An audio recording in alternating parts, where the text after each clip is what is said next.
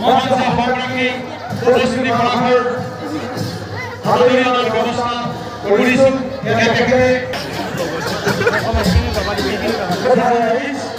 আমাৰ অৰণ্য পৃথিৱী মঞ্চ সভাপতি প্ৰস্তুতি কৰাৰ আপোনালোকৰ মাজলৈ আহি আছে ইতিমধ্যে আমাৰ কৰ্মকৰ্তাসকলে আদৰি আনিছে এয়া আপোনালোকৰ মাজত আমাৰ মৰমৰ শিল্পী মঞ্চ সভাপতি প্ৰস্তুতি কৰাৰ আমাৰ এই পুৰা মঞ্চৰ বানবাৰী সভাপতিয়ে আমাৰ এখন ভাতৃ মঞ্চে তেখেতক আপোনালোকৰ মাজত চিনাকি দিছে আৰু আদৰণি জনাইছে এয়া প্ৰস্তুতি কৰাৰ লগে লগে আমি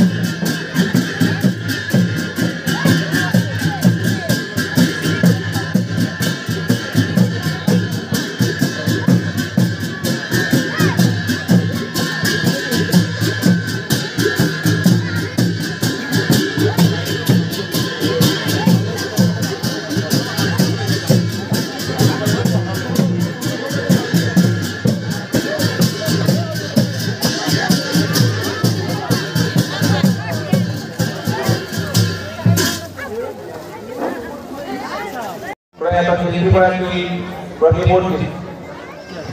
আমি এগৰাকী পত্নী প্ৰজ্বলন কৰিব বিচাৰিছিলোঁ আৰু লগতে আমি তেখেতক কৈ পুষ্পাঞ্জলি অৰ্পণ আৰু পত্নী প্ৰজ্বলনৰ কাৰ্যসূচী আছিল আমি বিশিষ্ট অভিনেত্ৰী মাননীয় প্ৰস্তুতি পৰাশৰ বাইদেউ আমি এই অনুষ্ঠানলৈ মুখ্য পত্নী প্ৰজ্বলন হিচাপে আমন্ত্ৰণ জনাইছিলোঁ তেখেত আমাৰ মাজত উপবিষ্ট হৈছিল তেখেতে ইতিমধ্যে পত্নী প্ৰজ্বলন কৰিলে আৰু তেখেতৰ আন্তৰিকতাপূৰ্ণ অংশগ্ৰহণেৰে আমাক কৃতাৰ্থ কৰাৰ বাবে তেখেতলৈ আমি কৃতজ্ঞতা জনাইছোঁ সন্মানীয় বিধায়ক মহোদয়ে আমাৰ মাজত উপস্থিত কৰি আমাক বিধায়কক সমল কৰি ৰাখিব লাগিব বাইদেউক আমি দুআষাৰ বক্তব্য ৰাখিবৰ কাৰণে কৃতজ্ঞতাৰে আহ্বান জনাইছোঁ সন্মানীয় স্থানীয় বিধায়ক মহোদয় আৰু বক্তব্য ৰাইজ যিটো অনুষ্ঠান আয়োজন কৰা হৈছে প্ৰাণৰ শিল্পীগৰাকীৰ সন্মুখত পত্নী প্ৰজ্বলন কৰি পুষ্পাঞ্জলি অৰ্পণ কৰাৰ ক্ষেত্ৰত এতিয়াও আমি ক'ৰবাত যেন বুকুৰ এটা কোণে বিশ্বাস কৰিব পৰা নাই প্ৰতিটো ক্ষণত যেন এনেকুৱা লাগে তেওঁ আকৌ আহিব আমাৰ মাজলৈ তেওঁ বৰ্তমানৰ খবৰটো পোৱাৰ দিনাৰ পৰা যিমান দিন পাৰ হৈ গ'ল অসমৰ কোনো এজন মানুহে এতিয়াও সম্পূৰ্ণকৈ বিশ্বাস কৰিব পৰা নাই বাণীবাদীৰ ৰিক্সা তাৰপিছত আমি মানৱ নিমিত্ত মাত্ৰ জুবিনদাৰ যিখিনি সৃষ্টিৰাজি সংগীত সেইসমূহ প্ৰত্যেকৰে বুকুৱে বুকুৱে প্ৰাণে প্ৰাণে সদায় সঞ্চাৰিত হৈ থাকিব সেয়া একেবাৰে ধ্ৰুৱ সত্য এটা কাৰণ তেওঁৰ গান গাই আমি ডাঙৰ হৈছোঁ গান শুনি আমি ডাঙৰ হৈছোঁ তেওঁৰ গান শুনি আমাৰ বিভিন্ন সময়ৰ মুহূৰ্তবোৰ আমি জীপাল কৰি ৰাখিছোঁ কিন্তু আমাৰ এটা ব্যক্তিগত বিশ্বাস যে তেওঁ এগৰাকী মানুহ হিচাপে এগৰাকী ব্যক্তি বিশেষ হিচাপে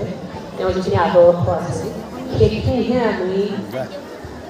অনুজ প্ৰজন্মই সেইখিনি আগলৈ কঢ়িয়াই লৈ ফুৰাটোহে তেওঁৰ আত্মাৰ চিৰ শান্তি নিৰ্ভৰ কৰিব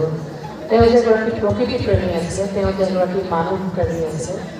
তেওঁ যে বিভিন্ন সময়ত তেওঁৰ উত্তাল কণ্ঠেৰে সমাজখনৰ অভিভাৱক হৈ আছিলে, এই কথাখিনিকে আমি খুব গুৰুত্বপূৰ্ণভাৱে উত্থাপন কৰিব লাগে। প্ৰত্যেকেই আমি ম্ৰিয়মান হৈ আছোঁ, এটা বিশাল শূন্যতাই বিৰাজ কৰিছে প্ৰত্যেকজন মানুহৰ অন্তৰত। আৰু সেই প্ৰকৃত সত্যটোৰ দিশে আমি প্ৰত্যেকে অপেক্ষাৰত হৈ আছোঁ। বিশেষ আচলতে এই বাক্যহীন হৈ যোৱা যায়, শব্দহীন হৈ যোৱা যায় যেতিয়াই জীৱিকাৰ কথা ওলায়। এটা বিশাল শূন্যতাৰ মাজত আমি প্ৰত্যেকে বসবাস কৰি আছোঁ, কৰ্মৰত হৈ থাকিবলগীয়া আছে, নিজৰ নিজৰ কামবোৰ কৰি থাকিবলগীয়া হৈছে। মাত্ৰ এটাই অনুৰোধ, এই যে ক'লোঁ যে প্ৰত্যেকে জয় জুবিন দা কওঁ, জয় জুবিন দা বুলি, জুবিন দা সদায় অমৰ হওক, জুবিন দা সদায় জীয়াই থাকক আমাৰ মাজত। সেয়া প্ৰকৃত সত্য হ'ব যেতিয়া আমি তেওঁক আদৰ্শবোৰক জীয়াই ৰাখিবলৈ চেষ্টা কৰিম। গতিকে আটাইৰে মোৰ একান্ত অনুৰোধ, বিশেষকৈ তেওঁ যে মানুহ প্ৰেমী আছে, মানুহৰ কাৰণে যে চিন্তা কৰিছিলে, সেই মানুহ প্ৰেমী যিটো ব্যক্তিত্ব, প্ৰকৃতিৰ প্ৰেমী যিটো পশু পক্ষীৰ প্ৰতি তেওঁ যিখিনি মৰম চেনেহ আছে, তেওঁ গছ ৰোৱাৰ কথা কৈছে, এইখিনি কথাহে আমাৰ সমাজখনৰ কাৰণে, আমাৰ পৰিৱেশটোৰ কাৰণে আটাইতকৈ বেছি গুৰুত্বপূৰ্ণ কথা। গতিকে এইখিনি আটাই আমি কিমানত সৰ্বগত কৰিব পাৰোঁ তাৰ ওপৰতে নিৰ্ভৰ কৰিব আমাৰ সমাজখন, তাৰ ওপৰত নিৰ্ভৰ কৰিব আমাৰ প্ৰাণৰ শিল্পীগৰাকী মহাপ্ৰায়ণৰ পিছত তেওঁ ঈশ্বৰক প্ৰাৰ্থনা কৰিছোঁ, তেওঁ য'তেই আছে শান্তি থাকক। আজি সুধাকান্ত ভূপেন দাৰো মৃত্যু দিৱস, গতিকে তেখেতকো আমি এই অঞ্চলতে কৰিছোঁ। মই ধন্যবাদো জ্ঞাপন কৰিছোঁ এই অনুষ্ঠানত অংশীদাৰ কৰিবলৈ মোক সুযোগ দিয়াৰ কাৰণে, আৰু পুনৰবাৰ ভক্তপ্ৰাণ ৰাইজক এই ৰাসৰ পবিত্ৰ সময়খিনি আমি মই সেৱা জ্ঞাপন কৰিছোঁ। ধন্যবাদ। কাৰ্যসূচী আছিল ৰাস মহোৎসৱ উদযাপন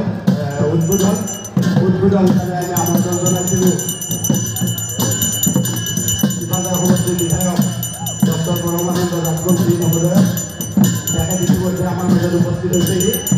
লগে লগে তথাৰ তাৰ বিকাশ আমাৰ সভাপতি ডক্টৰ পংকজ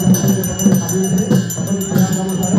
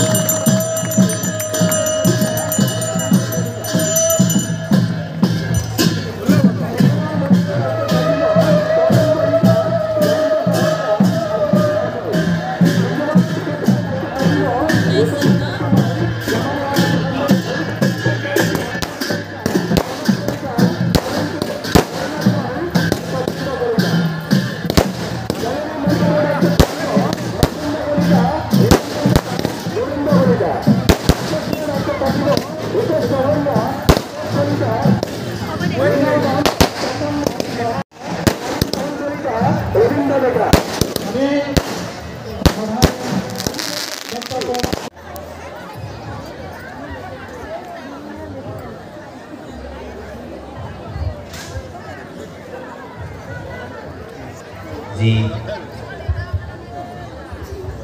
আমাৰ উন্মোচনী অনুষ্ঠান বা উদ্ঘাটন পৰ্ব,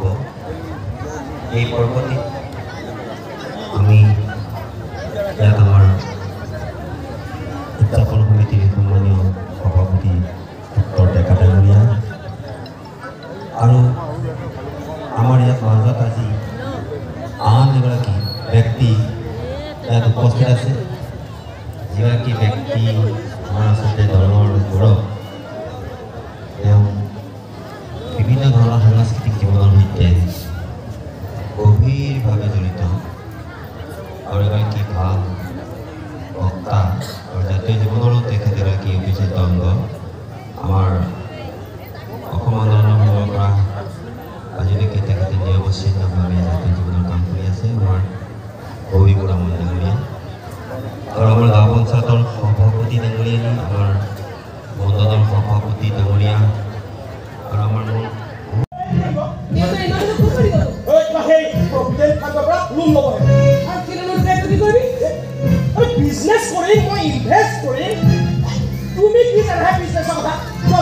পাকঘৰত গৈ আলু পিঁয়াজ ভাজি থকা দুটা তুমি প্ৰবঞ্চনা জব পেলাই লৈ গৰম কেৰাহীত ভাজিবলৈ ওলাইছে মই না কিন্তু বুজিয়ে পোৱা নাই প্ৰবঞ্চনাৰ জব মানে মই প্ৰবঞ্চক নোৱাৰো ইয়াত থাকিব কোনোমতে নোৱাৰো আমাৰ ঘৰতে সেইবোৰ সন্মানখিনিটো নষ্ট হ'লে সমানে অপমানখিনিও নষ্ট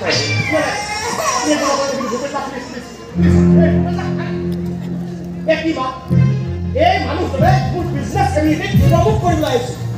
আৰু তুমি তেওঁকে কণ্ট্ৰল পঠিয়াই দিলা মানুহজনে কিমান দুখ কিন্তু কোনো কৰাব দেখা নাই কিবা এটা কৰিম নহয় মই কিবা এটা কৰিবলৈ গৈ দেউতাই অফিচৰ পৰা লাখে লাখে টকা ধাৰলৈ ল'বলগীয়া হৈছে মায়ে কমৰ দৰমহাটিকে নোপোৱা হৈছে চব লোন কাটিলে গুচি যায় ঘৰ চলাবলৈও নতুনকৈ আকৌ ধাৰ ল'বলগীয়া হৈছে এইবোৰ চব চিজিল কৰি আছো তো এইবাৰ মই বিজনেছৰ যি নতুন প্লেনিং কৰিছো নহয় সেইবোৰ কৰা শুনে এটা কথা মনত ৰাখিবি অসম তই যিমানে বিজনেছৰ নতুন নতুন প্লেন কৰি গৈ থাকিবি সিমানে তোৰ দেউতাৰ কিন্তু ভিক্ষাৰী হৈ গৈ থাকিব